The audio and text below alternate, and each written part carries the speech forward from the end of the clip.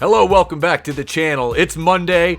You know it. I know it. It's Batwoman, Season 2, Episode 5. What the fuck is the title to this one? Why am I still watching it? I don't know. Let's get into it. Monkeys, roll the footage. Wherever you are, I'm not sure where I'm at anymore. Just roll the footage. All right, moving on.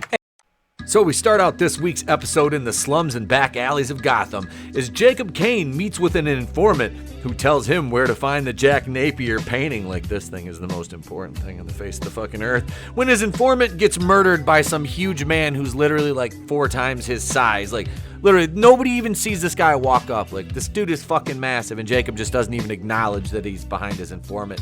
It's funny because then the killer is flanked by 2 Crow agents who he just fucking kills without even them doing anything. I think they say like freeze or some dumb shit like that. And both of them get killed. Like, so basically what we're saying is the Crow agents have a life expectancy of, say, a common housefly.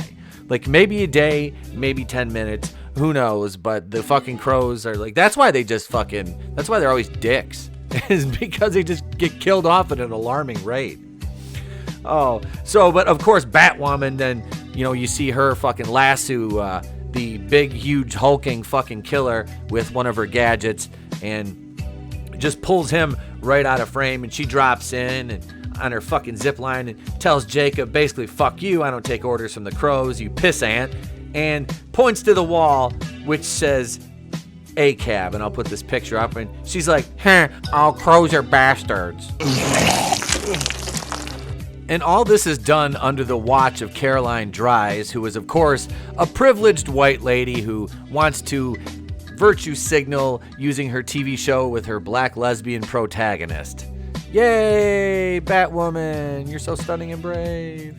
Peter, I'm really starting to question why I'm even friends with you in the first place. So my take on that last ACAB scene was, are you fucking kidding me? So Batwoman basically taunted Jacob Kane, who's trying to get his daughter back, because she said to him, well, I'm going to find Kate first. Man, I'm not working with you. Man. Because the Crows basically fucked my life up.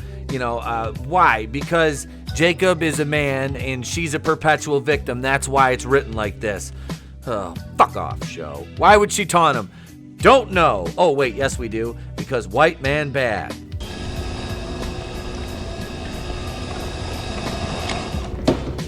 How about new? So then we get some annoying Vesper Fairchild overlay dialogue, and what better to set the tone for 2 sexy lesbians than the dulcet tones of Matthew Perry, as we see Ryan and her girlfriend Angelique cooking breakfast, and yep, you know what time it is. The lesbian! So... What's really amusing about this scene is that Ryan is having some pain from that kryptonite bullet wound when Tommy Elliott or Hush shot her, and now her girlfriend just sees it for the first time. Like, she's like, oh my God, where did that come from? Like she hadn't seen it the night before when they were, Hey, Xerxes! Oh, that feels so super good. Yeah, Caesar! So this is actually funny because this is Ryan's ex-girlfriend, Angelique, that Ryan went to prison for because she took Angelique's drugs because she was basically just a junkie, took her drugs, got arrested by some Crows. That's why she doesn't like him, because they tried to ruin her life because she had a bunch of drugs on her. Yeah, so it wasn't exactly, just Ryan's a victim again. Just remember that. She's always a victim. Why? Next adventure is Ryan goes to see Mary at her super secret underground clinic that nobody knows about, but everybody knows about.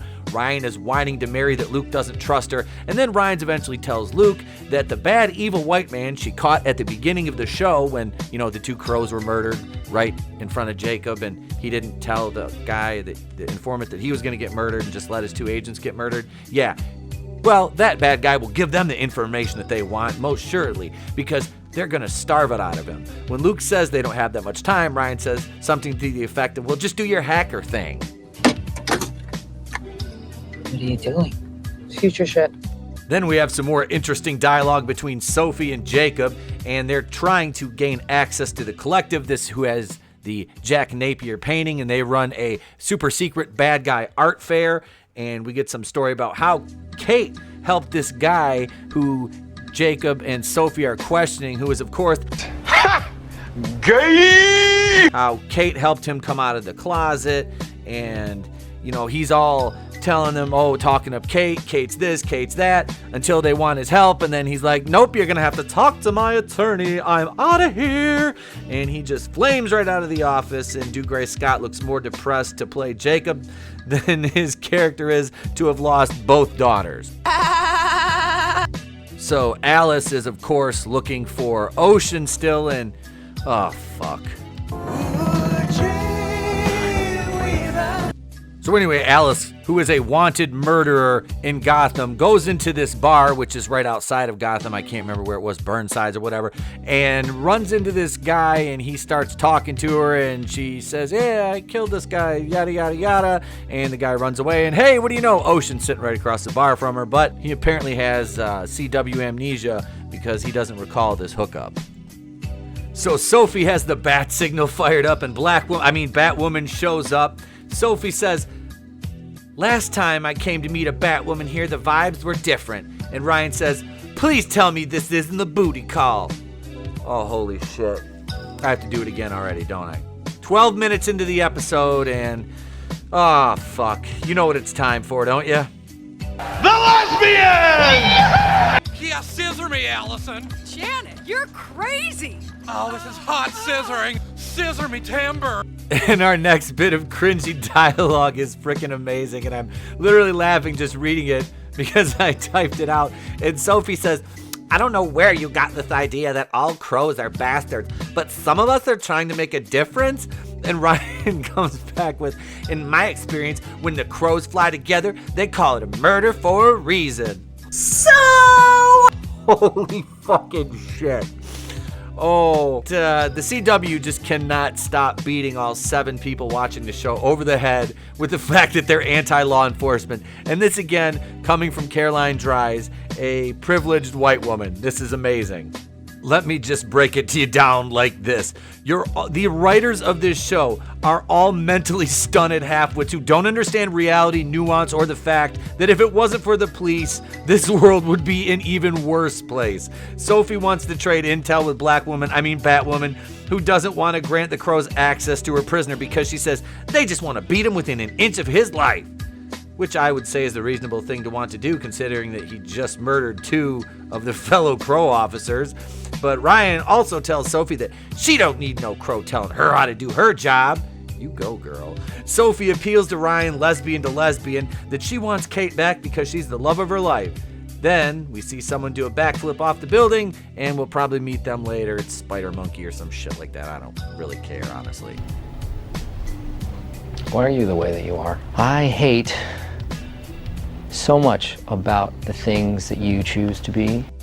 Ryan's arguing with Luke and Mary about not wanting to work with the Crows, and Ryan says the Crows have tried to ruin her life for fun because all Ryan is a fucking victim. That's it. She has no other identity. She has no other reason for being. She's just a fucking victim, and that's it. Luke joins Ryan out on the ledge, and Ryan tells Luke that she passed a crow on the street, and he dared say to her, yeah, you'd be a lot cuter with a smile on your face. So she flipped him off, and then they arrested her for possession of narcotics. Then Luke tells her that his father, Lucius Fox, was killed by the crows, and Ryan hugs him and realizes that she's kind of a fucking narcissistic piece of shit. And sometimes she's not only the only victim in the room. Fuck you, Ryan. God. So Sophie's conversing with Batwoman, and they're talking, and she convinces her to go and steal the painting from the collective and their super secret criminal art fair they're having at a airport in a hangar in the open. And Ryan says this isn't a partnership, blah, blah, blah. Ocean and Alice are in the bar together, and he leaves and acting like he doesn't know her because he's got amnesia, but Alice tries to follow him, and then this happens.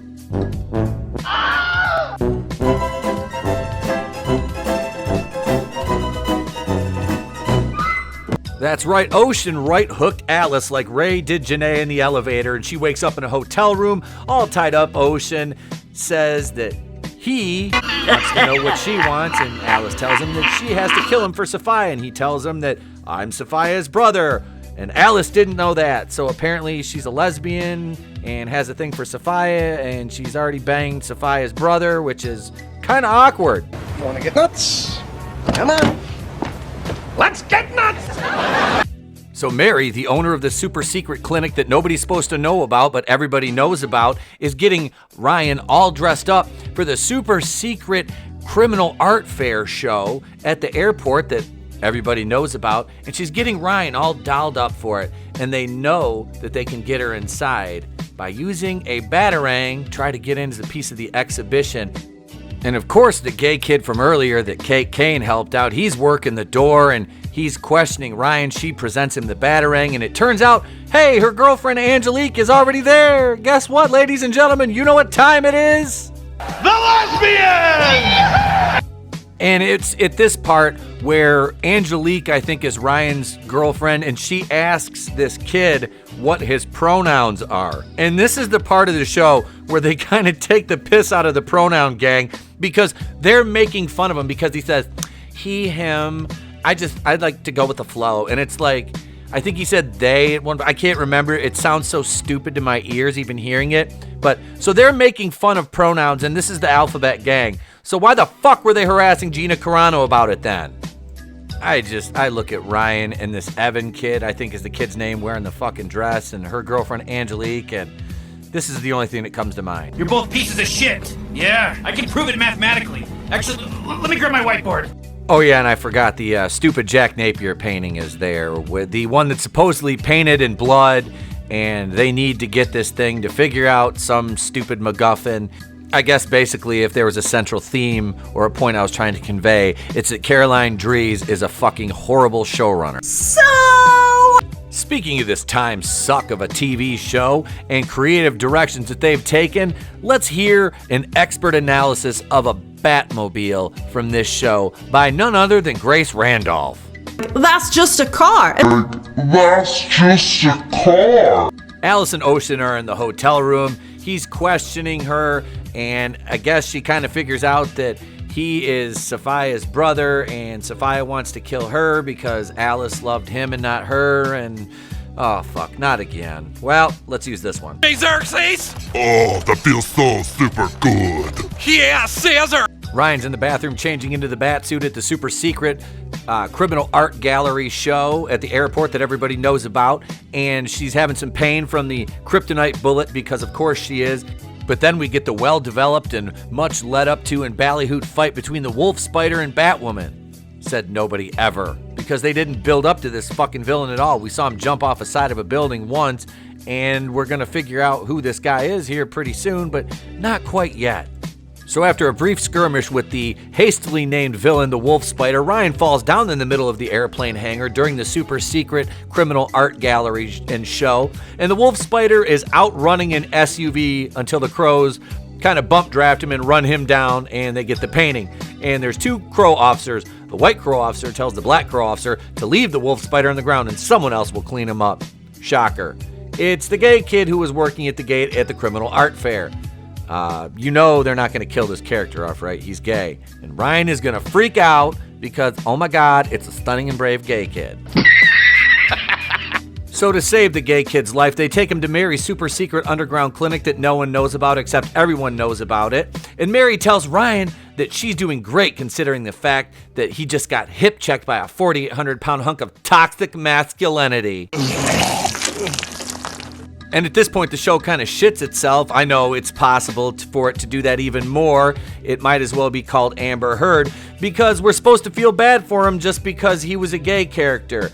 How about he was a criminal who stole from criminals, and then Ryan, of course, tells Luke that she can't keep working for this because his approval doesn't mean anything because he just compares her to Kate Kane, because it's all about Ryan being the victim. Because it's been 2 minutes and we forgot that nobody can out-victim Ryan Wilder. She blames Luke for the crow's involvement, and she tells Mary and Luke that she wears the suit, she takes the bullets, and she calls the shots who she works with. Shut the fuck up, Donnie. Shut the fuck up, Donnie. Alice and Billy Ocean kill like 4 white guys who show up at the hotel room. Why? Don't know, but who cares, because it's a CW and nobody's watching anyway. Sophie meets up with Batwoman again, and Sophie shows her the 2 badges of the crows who took out the evil gay kid to steal priceless art, and she fired him, and Ryan said, that's not enough. That's not enough. Meh, meh, meh. And blah, blah, blah. And feelings. And SJW, Caroline Dries, trying to virtue signal. And Marion the Wolf Spider, a.k.a. Evan, we're talking about the painting. And they both still think Kate is alive. And yeah, because Ryan is always a victim, we end the episode with her kryptonite bullet wound spreading. Alice and Billy Ocean are fleeing together, and it turns out they're the ones that have the Napier painting. The one that the Crows got was a fake. And that's the end of the episode. Oh, fuck. Guys, sing the song. Let's get this over with. Come on, sing the song, fellas. Peter, I'm really starting to question why I'm even friends with you in the first place. So this episode was fucking terrible. Make no mistake about it. This had let me put the picture up right here. The stupid ACAB. All crows are bastards. Oh my God. Could they get any more? Like Caroline Dries, however you say your name. You're terrible. You're just terrible. Your show is bad. Like, hang on. We'll pull the ratings here. I'm going to screenshot the ratings and I'm going to put those up on the screen because I want to talk about just how bad this show has gotten. I mean, not just bad as in writing, because the writing is always terrible. Like, we have the stories all over the place. You've got 8 narratives and you've got this arc you're trying to pull off and include all these characters from last season with your new Batwoman who literally is connected by like a piece of dental floss to them. It's ridiculous and it hurts my brain. It really does. Like, I feel like my brain is just a pile of goo every time I watch this show. It hurts. It truly hurts me. All right, here's the ratings. As you can see, episode 1, you can see the draw, basically 659,000 people. Episode 2, 621. Episode 3, little spike, 700,000. Episode 4, 509,000 and 507,000. Down.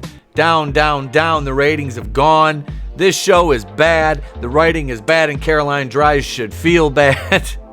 You won't kill Kate Kanoff just because she's a gay character, so you keep stringing along these dangling storylines and plot arcs and MacGuffins, and nobody cares about them, nobody watches, yet they redo it again for a 3rd season. I think they hate me. What do you guys think? I need you to do all the YouTube things. Leave your thoughts in the comments below. I'm Etepelkuian of The Place to Be Reviews. I've been here with all the yous, and remember, if I don't see you, have a great day, a pleasant tomorrow, and I'll catch you on the next one. Peter, I'm really starting to question why I'm even friends with you in the first place.